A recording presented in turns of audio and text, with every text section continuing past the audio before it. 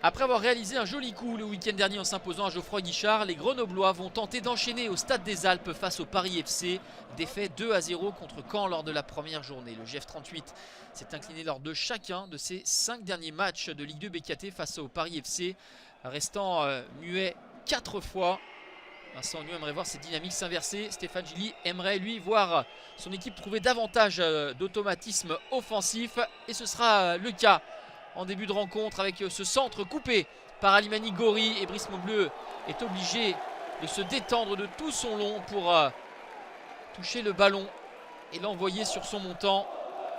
0 tir cadré lors de la défaite face à Caen pour le Paris FC, qui doit se montrer davantage tranchant pour faire oublier le départ de Morgan Guilavogui, son meilleur buteur de la saison dernière, parti à Lens cet été. Pierre-Yves Hamel propose un bel appel. Sa frappe n'est pas suffisamment cadrée pour tromper la vigilance du capitaine grenoblois.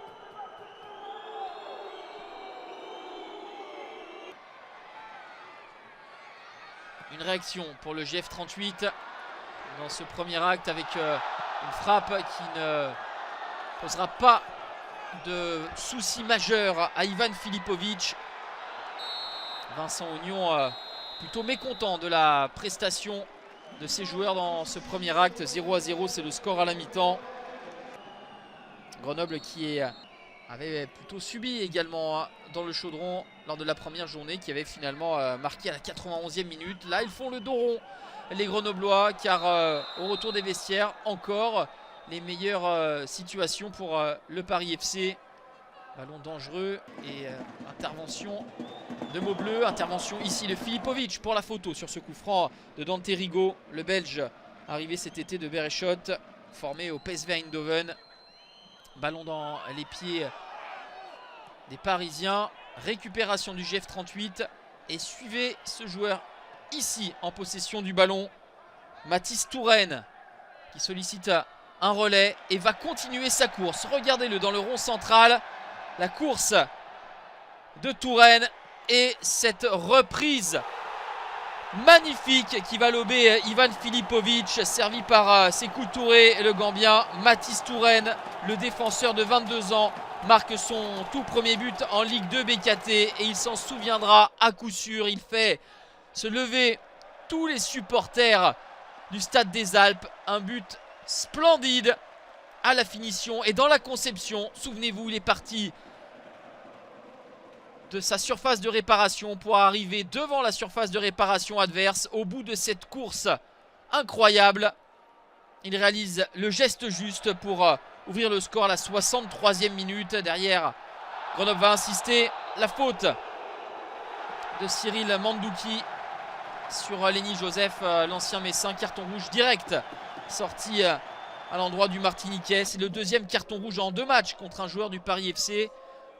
Les joueurs de Stéphane Gilly étaient en infériorité numérique dès la demi-heure de jeu face à Caen. Là, c'est à la 70e minute, mais ça va avoir des conséquences importantes puisque des espaces monstres vont s'offrir aux Grenoblois. Et Ivan Filipovic va avoir d'autant plus de travail à l'image de cette manchette alors qu'il n'était pas sur ses appuis. Les dernières minutes de cette rencontre avec Grenoble qui fait le siège de la moitié de terrain adverse. Récupération avec Amin Zbaï qui se faufile et parvient à déclencher cette frappe du pied gauche. Masqué, Filipovic s'incline, ça fait 2-0 pour Grenoble. Premier but en Ligue 2 BKT également pour le Marocain Amin Zbaï. Entré en jeu 4 minutes plus tôt. Le Marocain a fait étalage de toute sa technique, balle au pied. Et ensuite, il parvient à ajuster le gardien croate du Paris FC. 2-0, ce sera le score final. Grenoble enchaîne une deuxième victoire en 2 matchs, tout comme Caen et Amiens. Le GF 38 occupe ainsi le haut de tableau de Ligue 2 BKT. Constat inverse pour le Paris FC. Défait sur le même score à 1 semaine d'intervalle et qui devra réagir le week-end prochain à Pau.